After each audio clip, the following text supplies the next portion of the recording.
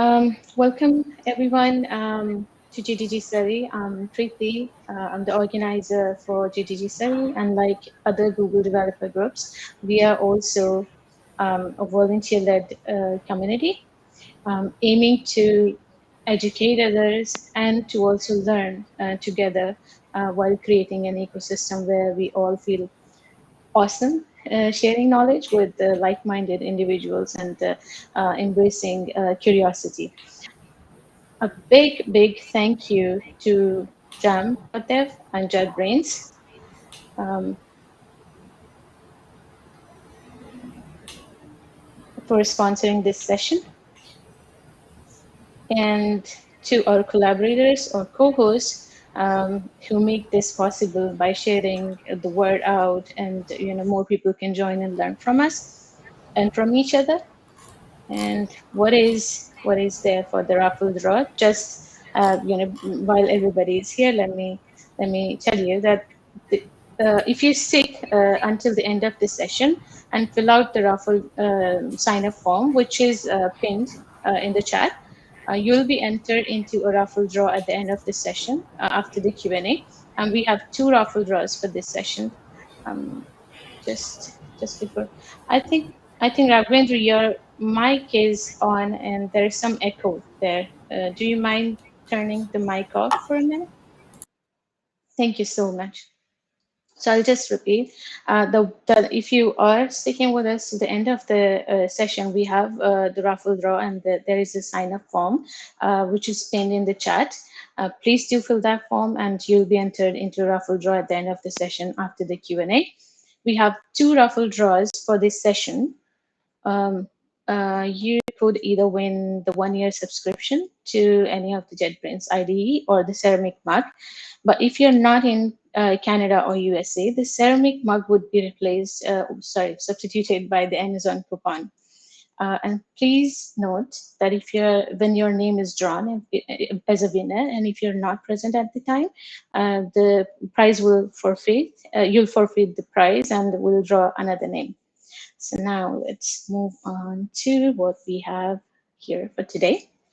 Okay, so we all signed up for today's session, which is on MLOps. It's a crucial paradigm for deploying and maintaining machine learning models into production, inspired by principles of DevOps.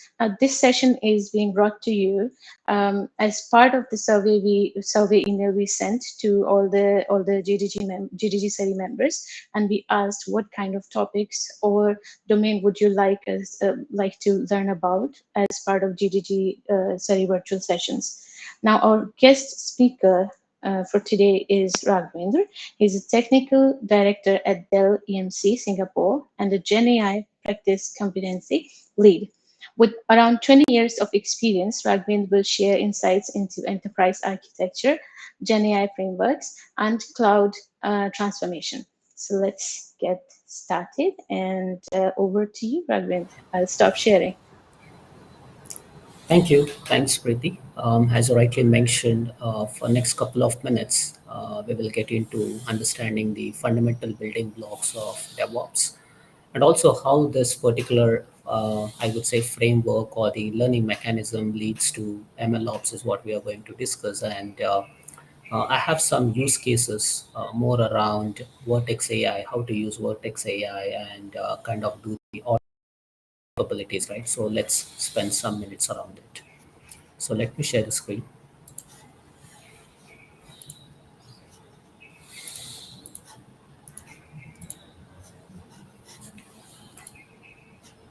Hope you're able to see the screen. Yes. Yeah. So this would be the session is more around MLOps. Right now, I mean, if we look into the changes or rather the trends that's happening in the tech industry, everybody are talking about generative AI, artificial intelligence. And in this particular point of crucial time, MLOps plays a very different role. And also, it also helps some of the data scientists or generative AI SMEs to kind of leverage this particular platform so that they can be kind of a transformation journey for the overall generative AI competency. As mentioned by Preeti, I'm based out of Singapore, working on the generative AI competency. Before generative AI, I used to do a lot of work in the field of DevOps, DevSecOps, and also in the multi-cloud and automation competencies as well. Coming back to the Google specific knowledge or rather certifications, I hold two certifications from Google. One is the PCA, which is a professional cloud architect certification, and I also have a valid the associate certificate as well. Right now, I'm looking for some of the certifications around machine learning and some of the digital leader certification from Google as well. So I'm not quite into the certifications, but whenever I get signed, I keep on doing a lot of certifications coming from Google. I think this PCA and the certifications around associate one, it's I think I have already renewed couple of times. I think might be two or three times. So I'm quite good in kind of renewing them and keeping them more valid. Proceeding further, from the agenda standpoint, we're going to understand how the modern applications are changing at this point in time, and also the data platforms as well. We'll spend a couple of minutes in understanding the DevSecOps framework. While we understand the framework, we have to be really good at looking into the DORA metrics. I don't know how many of you guys are looking into the DORA metrics, because these are the metrics that will be visualized by our leaders to kind of understand the DevOps maturity model. And finally, we will also get into the MLOps landscape, framework of the MLOps, and what kind of MLOps capabilities does Vertex AI provide from the Google Cloud Platform is what we are going to spend a couple of minutes. And also getting into some of the use cases like pipelines and code samples is what we are going to spend another few minutes in this particular session. If you look the modern apps and data, I think gone those days where we used to have applications built as a monolith or something like a three-tier architecture applications like app, web, and DB. Now the application developments are drastically transformed in the sense we are into the world of microservices, containers, Kubernetes, serverless. I think might not be a new concept for some of the experts in this particular forum, but the way that we develop the app, the way that we actually deploy the app is drastically changing. And what happens is, while there is n number of transformation, I would say parameters that are applied for the application development, there calls a need for a much more agile and much more high speed deployment of that particular code for various different platforms. It can be on premises or it can be public cloud, so on and so forth. So this is where DevSecOps is also playing a vital role, because the speed at which the applications are developing, to further support that particular speed, we need a highly curated, I would say, highly agile based DevOps pipelines to kind of deploy these applications into the multi-cloud landscape. And finally, it can be again, right? Hybrid cloud or multi cloud is another terminology that most of the developers will look into, because they want to kind of have a high availability, highly resilient applications spreading across multiple clouds or multiple regions, or it can be hybrid as well, like on premises and public cloud, so that the apps can kind of transport the data on both the sides and provide that resiliency in the event of any issues with the cloud or with the on-premises platforms as well. So while we look into this kind of transformation change that's happening for applications, this is the moment where DevOps framework is actually evolving to kind of accommodate the speed at which the applications are getting developed. So if you look for a sample framework of a DevSecOps for modern applications, I mean, what we have to say here is the things are changing even in the DevSecOps kind of a platforms or in the pipeline visualization as well. Initially, for a monolith or a three-tier applications, we used to kind of do the local build and we used to kind of deploy the code into the production directly without even looking into it. But now, when things are getting into Kubernetes or containers or more towards serverless kind of a framework, this actually calls out for an end-to-end pipeline development and pipeline deployment, so that the code, I mean to say the application code, actually travels from non-production to production.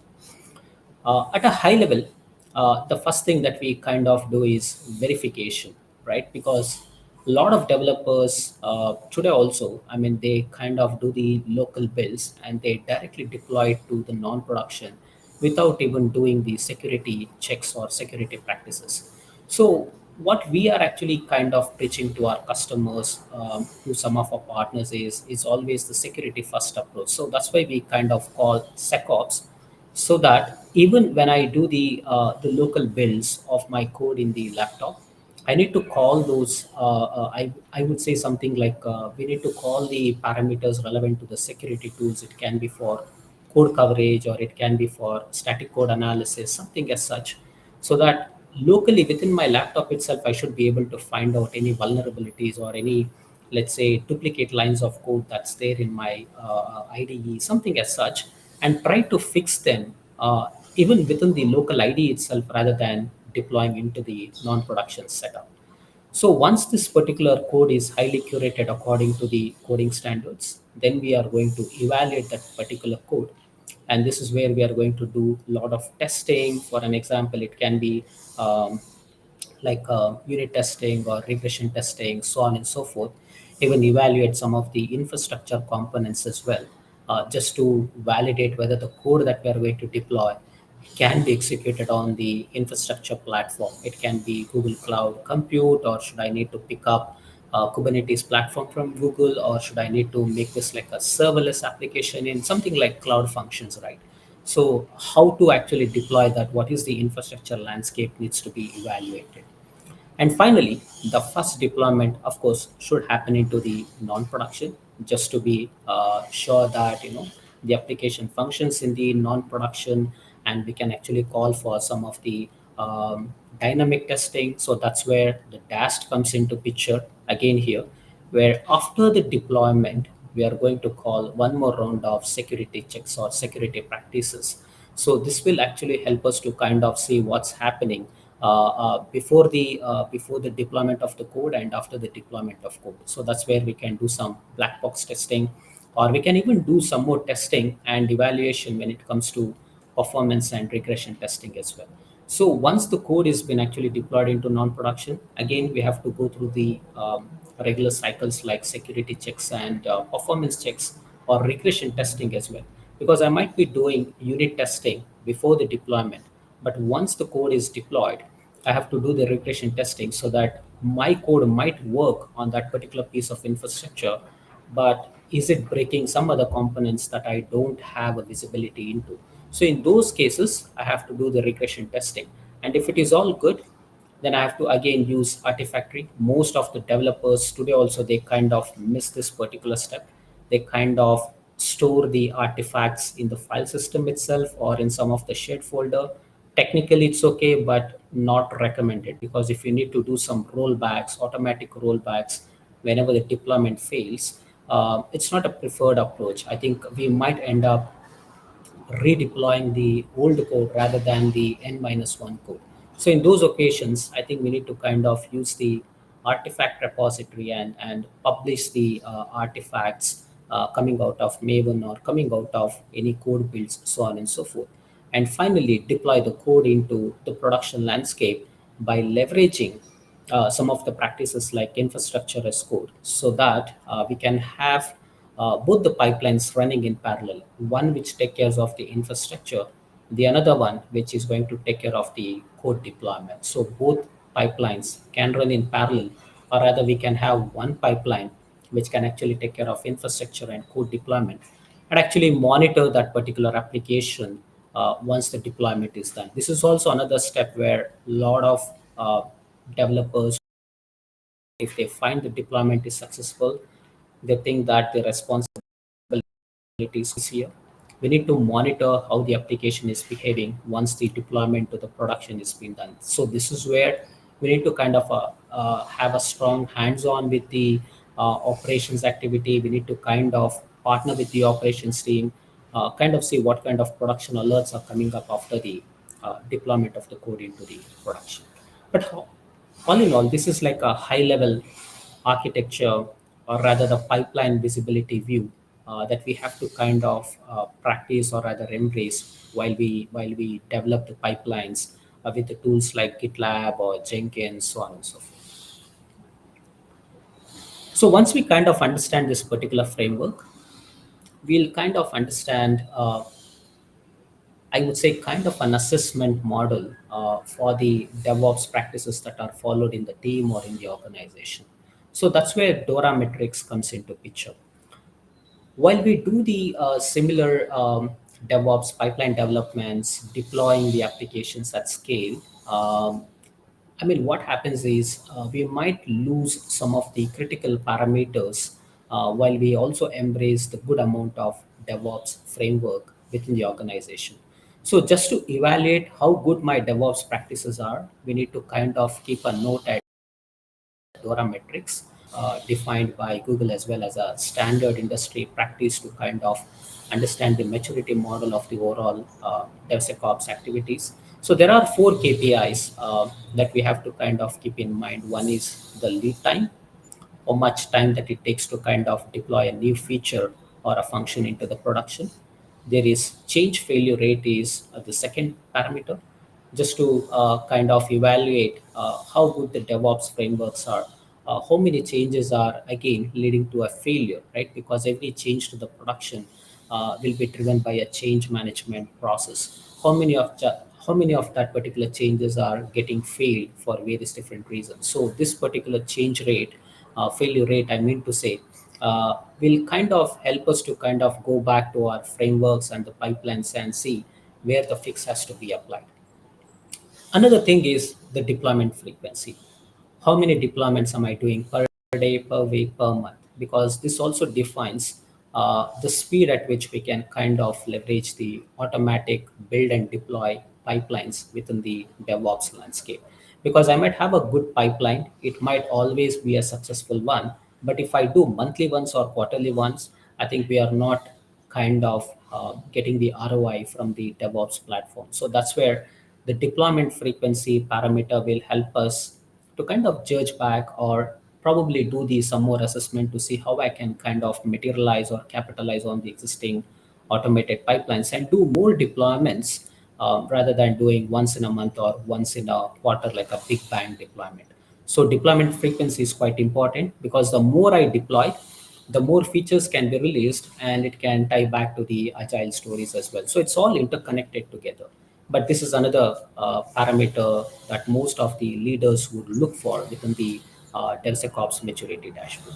And the last part is the recovery time. So recovery time, as the parameter mentions, it's typically what is the mean time to kind of recover from a specific failure. If something deployed into production and if there is a breakage of a specific function, let's say the payment gateway is not working, how quickly can I restore that outage or a service issue?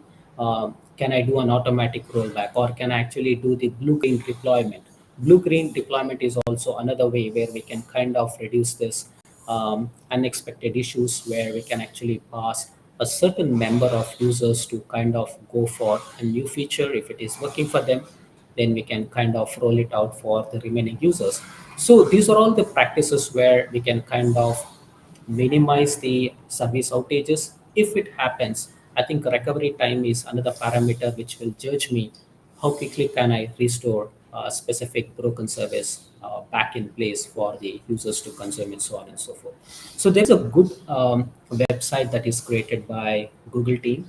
I think probably when I get into the demonstration session, I'll walk you through how you can kind of use this to judge what is the current assessment, right, within your organization or within your team followed when it comes to the DevSecOps implementation. This will be more like as is way of understanding the current maturity model, and it will also give you a recommendation.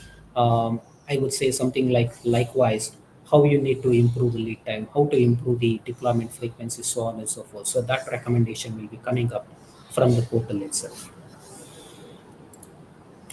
So while we understand DevSecOps, the maturity model of the DevSecOps, this will now actually lead to the landscape of MLOps.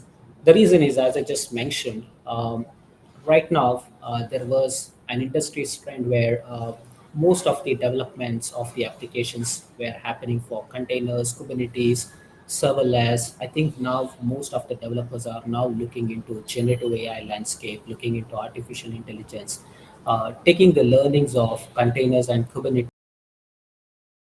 the similar knowledge, or rather complementing that particular similar knowledge for generative AI, so on and so forth.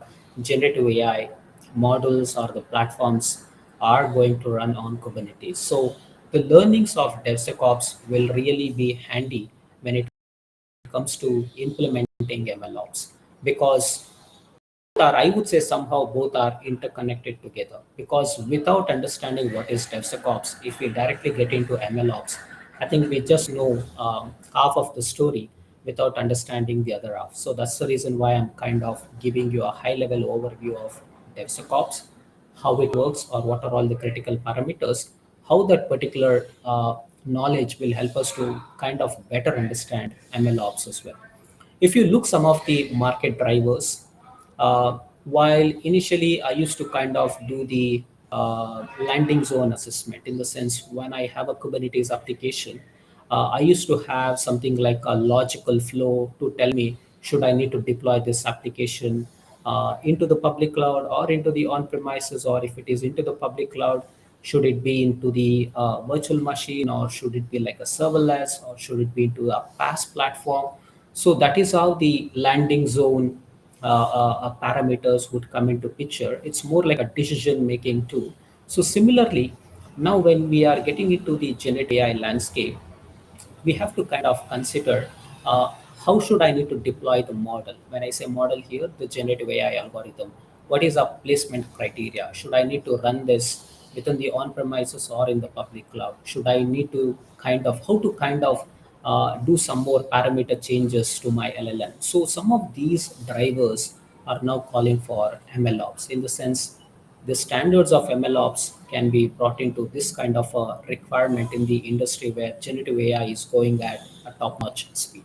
So another second thing is with respect to the important market driver is more around the performance optimization or quantization, so on and so forth. Like MLOps will give us a capability for LLM fine tuning or algorithm fine tuning, evaluation, so on and so forth. So some of these pipelines will help us to kind of improve the performance of my LLM, look for a better evaluation criteria or the success criteria in my model, so on and so forth. While we can actually do all these things manually, MLOps as a platform will help me to kind of develop the pipelines, just like DevSecOps, and I can automate it. The moment when I commit the code in some of the IDEs like PyTorch, or it can be TensorFlow for an example, uh, this can immediately trigger the MLOps pipeline and kind of navigate into each and every stage as well. Of course, I have a sample use case. We will look into a sample pipeline within the MLOps, what are all the stages, and you can kind of cross compare what was there in DevSecOps and what are all these stages that are in the MLOps as well. And while we do things at scale and at speed, I think cost optimization is also another important factor that we have to look into, in the sense, since this is something like an on-demand execution, I can only kind of call the cloud components or generative AI components whenever I need to run this particular LLM or the model or the algorithm into the cloud or in the on premises, based on the requirements, based on the need. So this will kind of help me to minimize the cost or unwanted waste spent by the developers or the SMEs while they do a lot of fine tuning of the model or fine tuning of the algorithm, so on and so forth. And finally, MLOps also works closely with the container platforms like Kubeflow, or with the Kubernetes or PaaS platform, where the deployment of these models as an endpoint will be much more seamless. I mean, it will be quite easy when we use the tools like, let's say, Vertex AI or any of the open source MLOps tools as well. Uh, uh, Deploying these models on a specific container platforms and generating an endpoint will be really easy the moment when we kind of embrace the MLOps landscape here. But all in all, I mean, the main drivers for all these I would say modern platforms like MLOps is like performance, cost, the return on investments for the business actually calls out for a need for MLOps platform and kind of capitalizing on the capabilities of the MLOps tools and the integrations, whatever we can do with MLOps. While we understood the DevSecOps framework, in the similar way, we are trying to kind of understand the MLOps framework. All in all, of course, here also we are doing a high level build, fine tuning, and the deployment of a model. But there is a little, I would say, contrast in the framework compared to the DevSecOps, right? Here also we have an end-to-end security practices to be followed, just like in the DevSecOps landscape as well. Because most of my models are, I would say, the model libraries, or let's say if I'm using Pandas or any of the Python libraries from the open source community, it needs to be evaluated again for any malicious or vulnerabilities in those packages. And also there are certain tools like X-ray, or there are tools like curation which will help us to kind of identify the security issues in the model.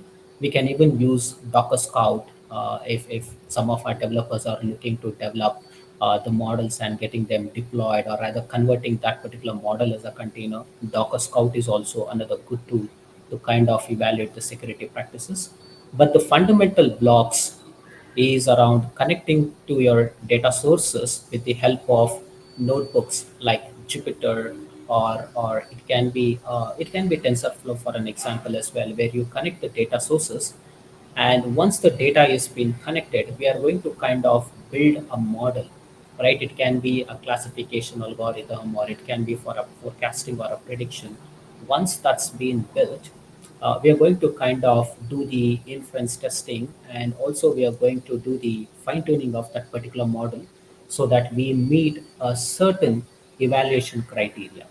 Because while I pass the like let's say training data set and a test data set, how exactly the evaluations are happening, how good my training data is consumed, how good my testing data is consumed, how good the predictions are with respect to my model is what we are going to kind of do this. And we keep on iterating on this fine tuning as well, because if my evaluation criteria are not up to the mark, I have to again go back, do the parameter changes for an example in my code, and ensure my model actually have a high prediction rate compared to the one which I used to not get high prediction rate. So I have to kind of look into the code, look into the mechanisms, or change some of the coding aspects to kind of have a highly predictive model, so that I can kind of again pass it on for the test data set and see the prediction rate. And if it is all good, we can actually move that particular model to a feature store, or we can even store that in a vector as well for our requirements, so that we can actually deploy these features into the production or non-production landscape, so that we can generate the endpoint. And most of our applications can actually use this particular endpoint within our web applications or within our mobile applications, like a regular usage. I mean, basically for the end users to use this model, right? And this model serving can actually happen from any of the public cloud or on premises, so on and so forth. Once the endpoint is created, we can actually monitor how good that particular model is behaving. Should we need to go for another round of build and testing and deployment of that particular model or not, is what our kind of a feedback system from monitoring tools will help us to kind of see if the model is good, or if we need to go for another round of build and deploy. But all in all, quite similar to DevSecOps kind of a framework, but here the focus is more around the accuracy of the model, the way that we protect the data, the way that we ingest the data to the, I would say, the models or to the systems, and storing them as a feature store, so that we can have a feature store COE. That will also help us, and also storing some of these models into tools like GitHub, or it can be even like Hugging Face, for an example, where we can store these artifacts and allow the other developers or generative AI SMEs to use them based on their application requirements. But all in all, this is a high-level MLOps framework. I have a couple of use cases around AutoML. We will kind of look into them as quickly as possible. So now, while we understand MLOps and the framework, this is going to actually lead us a way towards Vertex AI. So Vertex AI is kind of a capability coming from Google Cloud, and it highly provides three different building blocks for us to kind of leverage this platform for model development, deployment of the model, evaluation, so on and so forth. The first part is Gemini itself, because Google model for us to kind of use this particular multimodal model for various different use cases. It can be processing the images, or if I have an Excel sheet that I need to kind of ingest it into Google Gemini and do some predictions or validations, right? So I think with the help of Vertex AI, we can kind of leverage this particular model and play around with my data as well. The another part what Vertex AI is also going to give me is the end-to-end model testing, tuning, deployment of the specific model with the help of pipeline features that I do have it in the Vertex AI. And last part is the model garden. It's more like a hub of all the models that's available out of the box, and might be coming from Google as well, where I can kind of leverage them and kind of use it for my MLOps pipelines for me to kind of build a specific endpoint according to my requirements. It can be predictions, forecasting, or what kind of data am I ingesting, and based on that, I can download a model from Model Garden and kind of build the overall pipelines as well in the Vertex AI. So these are all the high level three different building blocks that are available. But as a platform, it is quite exhaustive. There are a lot more out of the box features and functionalities that are available for GenAI SMEs, so that they can depend on the Vertex AI platform, connect the data, leverage the platform, and quickly deploy the model into the production. So that's the ultimate aim for Vertex AI. But when we kind of double click on the MLOps, right? I mean, the stages involving in the MLOps, or rather the features as well, within the Vertex AI for MLOps is around eight different things. I would rather call this like a feature plus stages as well. But all in all, SME has to kind of leverage all these features to kind of have an end-to-end pipeline in the MLOps platform. The first part itself is a feature store, right? So once you have a highly curated model, rather than going for out of the Google Cloud platform to store that particular model, you can kind of leverage Vertex AI itself as a feature store. This is also one of the preliminary step that we do once the model is being kind of fine tuned and if it is ready for consumption. And Vertex AI also gives us features like model registry as well. This will also help us to kind of store the models or containers or any artifacts specific to the model development that can be leveraged by other SMEs. And some of these capabilities is also available in the MLOps Vertex AI. The another part or a capability or a stage that we would kind of leverage is model evaluation. I think in the framework we were talking about, once the model is being deployed, I need to kind of evaluate according to my test data set. So some of that activities can happen within the Vertex AI rather than writing a custom code or a custom script. So Vertex AI will give me out of the box evaluation capabilities or a feature that I can kind of leverage and see how good my model is. And data labeling, model labeling. So these are all the additional capabilities that the Vertex AI would give me. And it's quite easy in the sense you can kind of upload your data sets coming from let's say like a cloud storage, or it can be from the on-premises storage box as well. And the data sets can be categorized, it can be labeled, right? So I mean, the end user need not again write hell lot of scripts. He need not spend a lot of time into the data labeling or a model labeling. I think the features what Vertex AI would give us is quite to kind of minimize that unwanted wastage of time and quickly develop a model and release it for the production.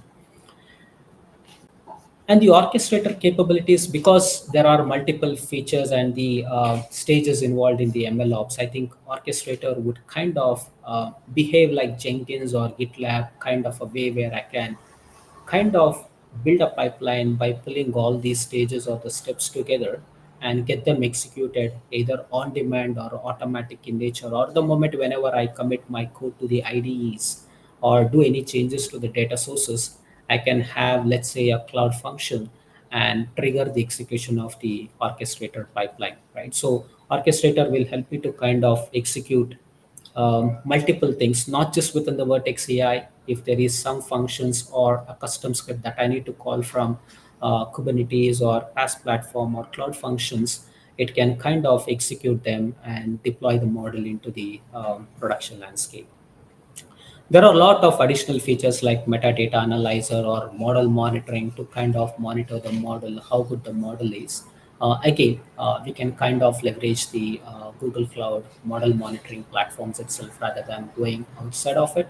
Or if there is a need for us to kind of leverage the open source monitoring tools for us to monitor, let's say we have tools like Phoenix, which can kind of help me to understand or rather monitor my model. If that's the case, Vertex AI can generate the JSON file for me to kind of consume it and push it to the third-party tools as well, right?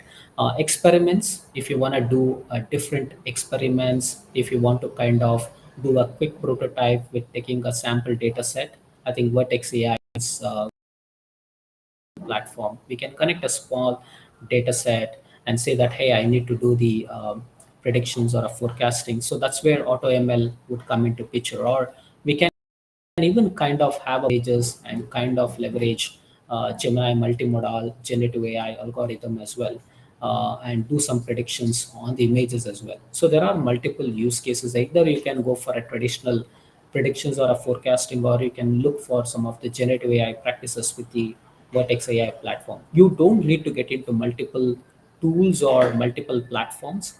I think Vertex AI should be able to kind of accommodate on both the sides. It can be for a typical predictions forecasting, or it can be for the generative AI usage as well. So I think this is what we are quite discussing without MLOps and with MLOps. I think on left hand side, if you look into it, right, without MLOps, I think the SMEs would spend a lot of time in writing code in Python or integrating them with, let's say, with Jupyter or TensorFlow, executing them manually. There might not have a mechanism for us to monitor the model's behavior, hallucination, for an example, and doing the infrastructure provisioning manually, right? So these are all okay, works once or twice, but when you kind of do things at scale, I think manually doing these things at scale doesn't going to kind of fulfill our requirements. We might end up doing the misconfiguration. We might end up either rebooting the systems or restarting the systems without our awareness, and that might also kind of impact our overall productivity as well.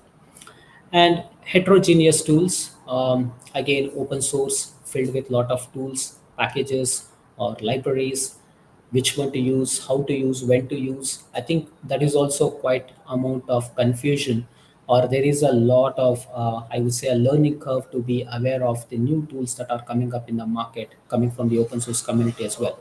So this would again directly or indirectly impact the productivity of the overall team, because if there is a deadline for me to kind of develop a model and get it released into the production, then I think with a shorter learning curve, I think it might impact uh, kind of leveraging the full capabilities of that tool or a script or a package.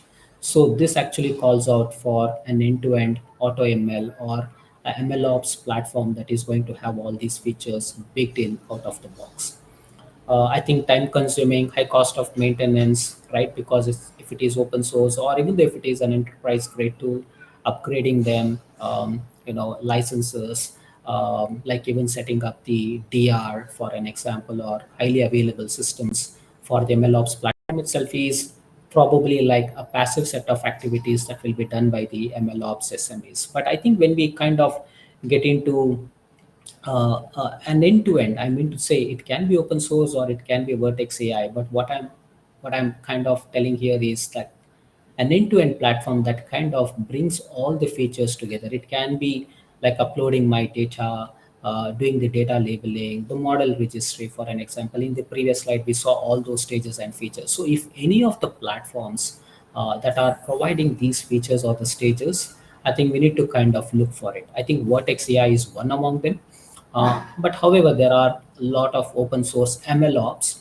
Rather than using open source libraries and packages, look for open source MLOps where you can quickly kind of develop the model, train it, fine tune it, evaluating it, and kind of looking for the monitoring aspects of it, and even scalability as well, right? So if I'm doing a model deployment, let's say in Google Cloud Platform as a serverless function, I did not even worry about the scalability, right? So it's on demand, it is highly scalable. So I think these things what going to be a differentiator when you are trying to do things at scale. And Vertex AI, you can kind of write your I mean, in the code, in the sense like Google has actually released the SDKs. We can kind of leverage those SDKs, call those Python functions or Java functions, and execute the pipelines within the IDE. So it's more like doing the developer way of executing the MLOps pipelines rather than getting into the tool and clicking the button. I mean, some people do like that as well. But I think if you ask me, I think I like writing a code and committing the code so that if there is an automatic trigger to the execution as a pipeline itself, and also allows me to kind of edit the features, functions, or the parameters of that end-to-end declarative pipeline with the help of my coding aspects is what something that I would be looking for. And it's easy to maintain because again it's a code, it's declarative in nature. I can kind of maintain them in the version systems, something like GitHub for an example, so that I can have a better version control mechanism, see what changed in the previous version to the current version. I can do a rollback or retrofit my code accordingly if at all if there are any failures. But all in all, I think there is a contrast, between SME working without MLOps and working with MLOps here. So there is a huge benefit if they kind of get into MLOps platforms. But all in all, MLOps as a framework or as a platform should kind of accommodate within the organization's culture. So that is where it has to kind of gel well with people, process, and technology. If you are really good at using MLOps as a technology, but it doesn't kind of answer to the business processes and the people, then it's of no use. Whether we use Vertex AI or open source platform, I think it might not be, I think we might not see an end-to-end ROI of that particular platform. So I think while we kind of develop the playbooks or the pipelines in any of these tools, see what is the business requirement, see what is the current business processes, and try to automate them with these current tools and see how it is going to help the people. Like if there is a specific team looking for model testing, evaluations, or monitoring, for an example, kind of evaluate how this particular pipelines can help them out. So that's where inclusion of people comes into picture along with the business processes and the technology that you pick it up. Because this is where we need to be really good at the technology so that the operations teams can actually execute their day-to-day operations with lot of, I would say, flexibility and freedom rather than breaking their head about how to run them. There is a scalability issue or there is a recovery issue, for an example, right? So in these occasions, I think we need to kind of pull in the right amount of technology, how to run them. And this is where the landing zone comes into picture, how to run them, when to run them, right? So we kind of take all these parameters while we connect the technology to the existing MLOps platform as well. But all in all, it has to kind of help the people or various different teams that we are working within the MLOps landscape, automate the business processes or even bake the existing business processes and pull in the right amount of technology drivers within the MLOps landscape so that the model executes well or the code executes well and the way that it has to as well. So there are certain use cases, but all in all, it has to touch people, process, and technology. So that being said, what I'll do is I'll quickly into 5 minutes around some of the capabilities around Dora metrics and some of the use cases around MLOps, how to kind of leverage Vertex AI, and open up the forum for a few questions.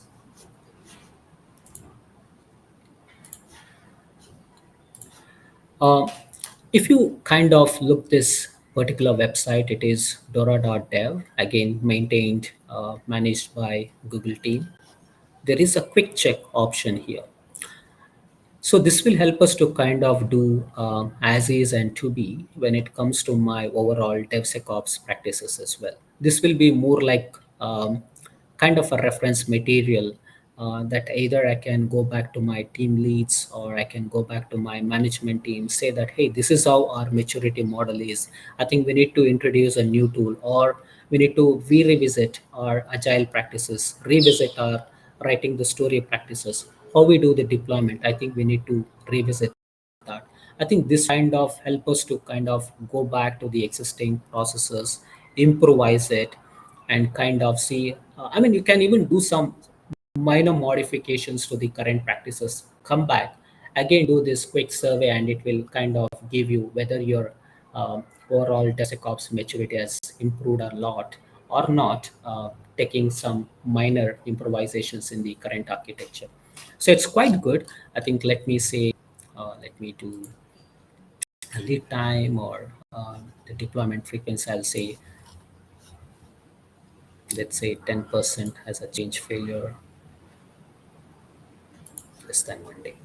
So the moment when I click, I think this will give me what is my the current maturity model. How good am I compared to the industry standards as well, and kind of shift the parameters according to the industry criteria and see whether I'm doing really good or bad.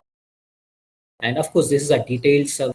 You can, I mean, there are a lot of questions. The moment when you fill all these questions, it will still give you a PDF output. So this is how you can kind of do the maturity model assessment for DevSecOps practices as well. Most of the leaders do look for this DORA practices or not, and what are all the KPIs are talking about around the DevSecOps framework. Likewise, we also have some of the use cases around Vertex AI. I just want to kind of bring this out here. So let me get into uh, the Vertex AI Auto ML feature. So this particular, again, this is not more like a real-time execution of the pipeline, but at least this will give us a high-level understanding how some of the out-of-the-box capabilities or features within Vertex AI that I can leverage it to kind of do some quick, I would say, highly um, predictions or forecasting with my current data set as quickly as possible. Right. So there is a sample use case here. The moment when I get into Vertex AI, I can upload my data here, and this data can be within GCP or it can be outside as well. I can kind of, let's say Snowflake for an example. I can kind of connect that particular data sets here and define the parameters for that particular data set here. I think we are uploading some CSV here, and we are defining the parameters for that particular data set. Typically, like defining what is X and Y axis. The moment when I upload the data, navigating into Vertex AI, I can do all these things. This is where we were just talking about, like feature stores and labeling. We have notebook, pipelines, experiments, model, all the stages or the features or the functionalities that we saw in the slide is available out of the box here. So I can actually pull a feature based on my requirement and kind of do the immediate way of doing the things from the predictions of forecasting. The moment when I uploaded my data, I can kind of say that, hey, this is a CSV, which is more like tabular structure, and I'm looking for some forecasting. and I can kind of select a region. But if you see here, so far I haven't written a single line of code, right? So that's where AutoML understands that I need to do more like a classification or what kind of prediction algorithm that I need to leverage it for the current data set. It would bring it out of the box and help me to kind of pass those parameters and quickly start evaluating my data sets, right? The model will be developed as quickly as possible. I can even allocate how much should be my training data, should be my testing data, validation data. See, I mean, we can kind of change this out of the box. The data is connected here. And if I need to kind of even take the output of this highly curated data, then I can even push it on to the BigQuery as well. So the moment when we kind of leverage this and execute this as a pipeline, we can evaluate and do the model evaluation by doing the prediction testing here. So out of the box, with my data set that I have uploaded, it will tell me whether the predictions are really good or not, right? So this is how the predictions are here. I think it is predicted based on the data structure that we have uploaded it as part of the CSV file here. So I can validate the performance, and if it is actually calling for another round of fine tuning, I can go for it. But all in all, as a AutoML feature or a capability, I can kind of leverage the existing use cases or leverage the existing features of that Vertex AI and quickly develop the endpoint. And I can actually, deploy this endpoint as a cloud function so other developers can use it within their apps and in the mobile application. Similarly, I also have something like movie rating predictions for an example, right? Similarly, we can actually look for uploading the data sets, leveraging the AutoML features, generating the model, and we can even deploy it. I mean, if you see here, we can actually either call this particular I would say endpoint as a separate application, or we can even call this as a function in my existing application. So that's the best part of it. I can actually deploy it like a cloud function so that other team members can use it. So this is how Vertex AI is going to help us. Of course, this is a very small, nimble use case, but I think Vertex AI do have a lot of features, capabilities, even for the generative AI as well. If I have bunch of images and if I need to use the Gemini model behind the scenes, which is a pro version, and do some object identification or image recognition or even translation capabilities, I think it's much complex, but I think tools like this or platforms like this will help me to kind of build and deploy those endpoints as quickly as possible. I think kind of look into this website. It is codelabs.developers.google.com. There are hell lot of use cases. It will also give you a sample data set. It will also help you to kind of give you how to deploy this within GCP platform. It is completely documented. It is quite intuitive as well. We can go each stages while reading and understanding the overall architecture, overall requirements, data gathering, right? So this will kind of give us a good understanding of the MLOps platform and also how to use that platform by capitalizing on all the features and functionalities. That being said, I open up the forum for a couple of questions. I know we are bang on time, but yeah, I can take a couple of questions around MLOps, or it can be on DevSecOps as well. Thank you, Raghavan. This was lovely. We have one question in the Q&A. Let me know if you have access to Q&A or not. Okay, good question, Dino. DORA metrics are really applicable for DevSecOps predominantly, but when it comes to generative AI, we look for tracing and some of the model monitoring. I cannot use DORA metrics for generative AI, right? Because it is like comparing apple to an orange. However, there are certain standards about model monitoring, hallucination, the tracing of my monitoring. So those things are actually looked when it comes to the generative AI applications, because we are not actually doing the DevSecOps, we are actually doing the MLOps. So those KPIs and parameters doesn't apply here.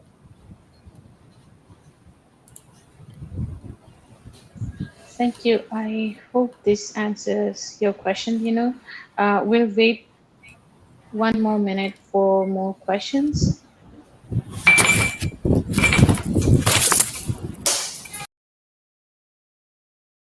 And right after the questions, we'll move on to the next segment, which is the raffle draw and the selfies. Okay, so if we don't have any more questions, I would love for everybody to turn on their camera so that we can have this good, lovely selfie moment, and then we can move on to the raffle draw.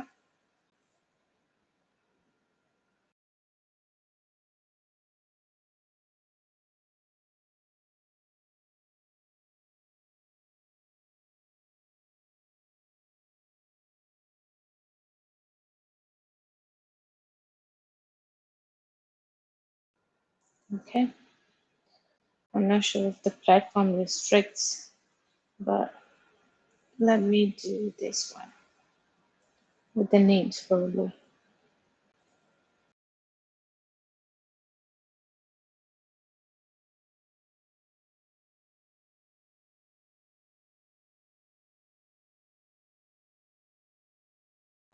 Okay, I knew I have done something here. Okay, uh, camera button disabled.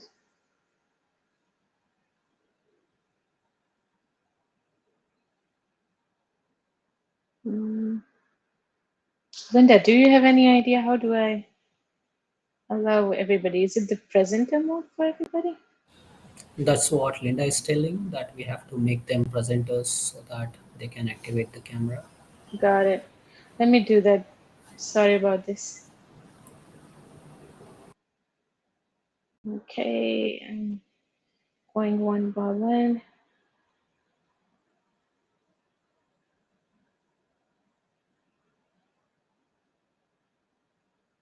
I guess Linda has to join all of the sessions we do because I always need her help.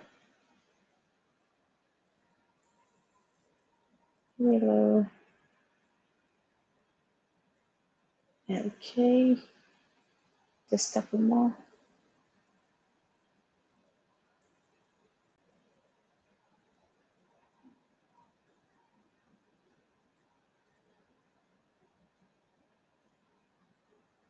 Alrighty, I think I did make everybody a presenter and I see everybody. So hello, it's lovely to see the faces. And I'll start with the screenshots.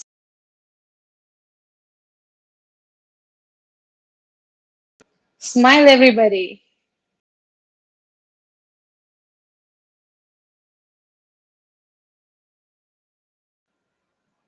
Just one more.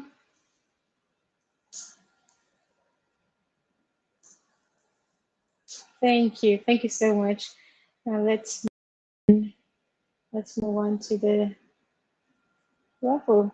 Um, I'll give it one more minute. If you have not added your names to the raffle draw, please do, and I'll put them in the name of wheels.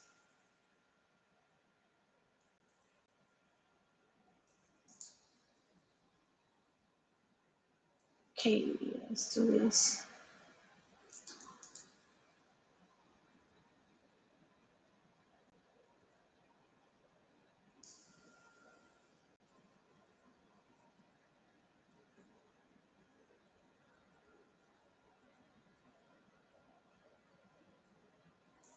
Okay, can you guys see my screen? Yeah, we Perfect. can. Thanks. Thanks. Okay. So for the first one, which is the JetBrains subscription for 1 year for any ID that you choose, here we go.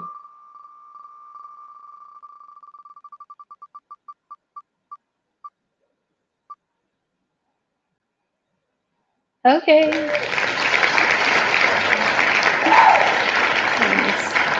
Let's take a screenshot. Congratulations.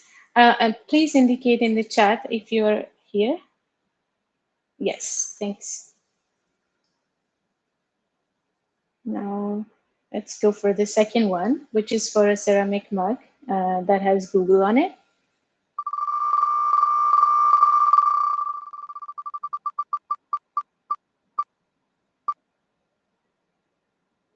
Okay. Nicola.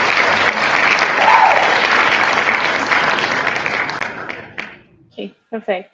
So I will reach out to you in your emails.